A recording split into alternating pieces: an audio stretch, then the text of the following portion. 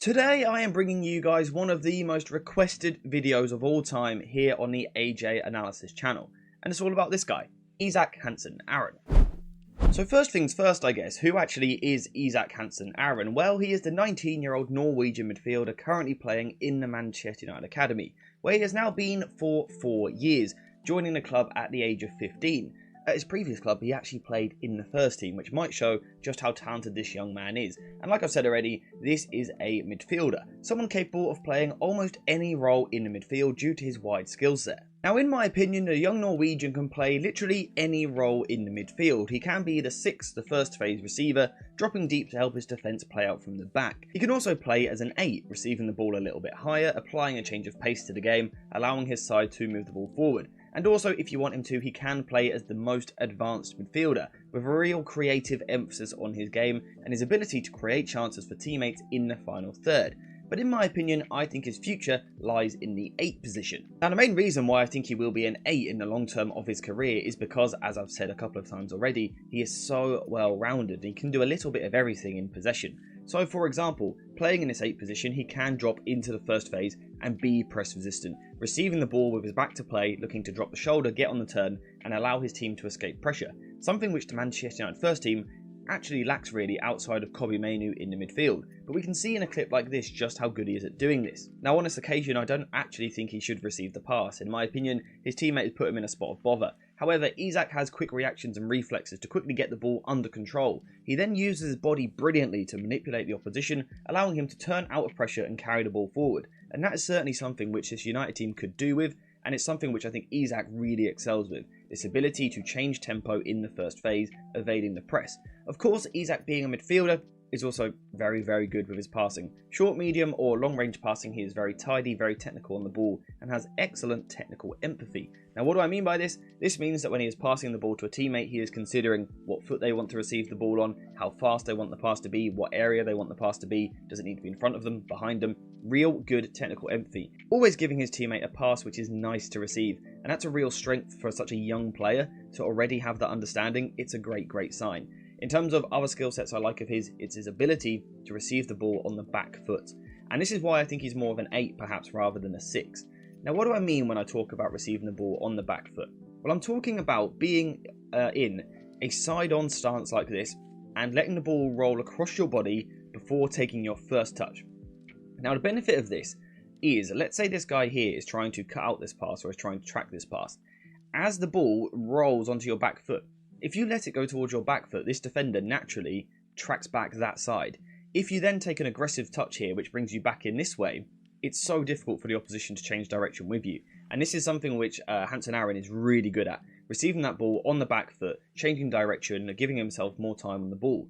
But what he can also do is take this touch, this quick touch here, but then again take another touch now going back this way. And again, it is this change of pace, but also this ability to receive on the back foot, which makes him really dangerous moving the ball forward. Once again, we've got a couple of clips of this. So here, the Norwegian, we can see him looking to receive the ball a little bit higher up the pitch, and what we can see is that he is in this side-on position, meaning that as he receives the ball, he is able to shield the ball from his opponent, change direction, and therefore protect the ball. And this is a really important skill, allowing him to move the ball away from his opponent, keeping possession for his side. And again, we've got another clip of it here. In this clip, once again, we're seeing a similar skill set, this ability to let the ball roll across his body, take that first touch with his back foot, giving him the ability to quickly change direction. And once again, what we can see is that the defender physically cannot turn as quick as what this young man can. These traits make the young Norwegian really good at keeping the ball for his side. First of all, he's got that press resistance, allowing him to receive the ball under pressure. He then evades pressure to keep possession.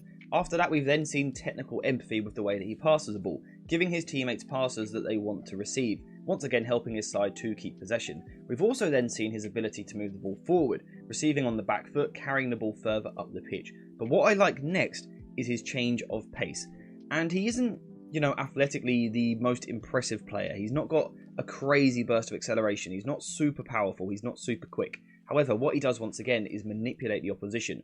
And what he will often do, as he is receiving the pass or going into a challenge, he will approach it in quite a slow manner. He will go towards the ball quite slowly, and it looks like he's going to go in with a certain angle. So for example, it will look like he's going to approach the ball this way, taking the force this way. However, what he will do at the last second is take a quick touch the other way, and once again this allows him to dart past his opponent. This quick touch, this change of speed, then allows him to carry the ball forward into the final third, and it's a skill set which I love to see in young players. This young man has got it mastered, the manipulation of the ball and therefore the opposition. This is my favourite example of this. What we can see is that he's going in towards the challenge, and initially he is going in quite slowly.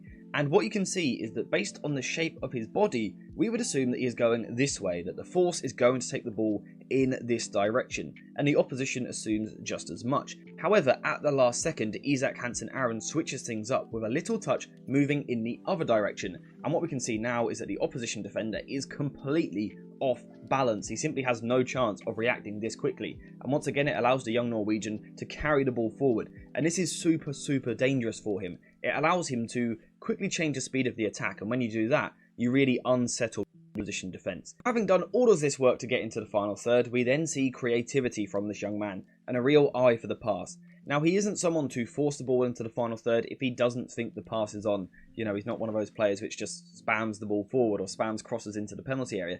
Not his game at all. However, he does have that creative eye, that ability to slide a ball through the lines. Again, the technical empathy, the weight of pass, but also the timing of the pass is extremely important, allowing him to find his teammates in really tight spaces, completely unlocking the opposition defence. It is something which he is really good at. And it is these traits, these attributes, these characteristics, which mean that he could play in any position. Technically, he is so good at manipulating the ball, but also tactically, he seems to have a really good understanding. In terms of football IQ, this is a very intelligent young man. However, like I have said a few times, I see him his long-term career playing as an 8, almost as a secondary creator. So let's say you are in a system where perhaps this guy here is the main creator for the side. You then have Isak Hansen-Aarøen, who is the secondary creator for his side. Given this role in the long term, I do think he could be super dangerous. Now, in terms of weaknesses, he probably needs to bulk up a little bit. He would struggle physically with that move to the Premier League or to senior football straight away. I think that would be an issue for him. So he either needs to bulk up or really keep developing his understanding of the game and his ability to manipulate the opposition. He also probably needs a loan move. Playing in the academy is only going to get you so far. At some point, he needs to experience first-team football. And at the moment, I don't think he will get that in the Manchester United first team. So in my opinion, he should go out on loan to a possession-based side where he can really develop his game. That could be in the Championship, that could be in the Netherlands, or it could be in Portugal. 3 great leagues for developing players in slightly different ways. Whether or not any of this actually happens remains to be seen. However, in my opinion, the 19-year-old Norwegian midfielder is a player that Manchester United cannot afford to lose, and certainly should not give up on. It's probably time for a loan move to let him develop, and then perhaps in a few years' time he could break into the first team. That is my opinion. Let me know yours in the comments down below. Do you think he is a player which could eventually replace Bruno Fernandes in the first team? Do you think he is someone who plays in more of the 8 position? Or could he be like a 6, someone like Andrea Pirlo in his prime? Let me know what you think in the comments, and also let me know what you think the next stage of his development should be. But apart from that, we are finished for today. So please like the video, subscribe to the channel while you're here. Apart from that, we are finished for today though. So thank you guys for watching. I hope you have enjoyed it. And as always, I'll see you in the next one.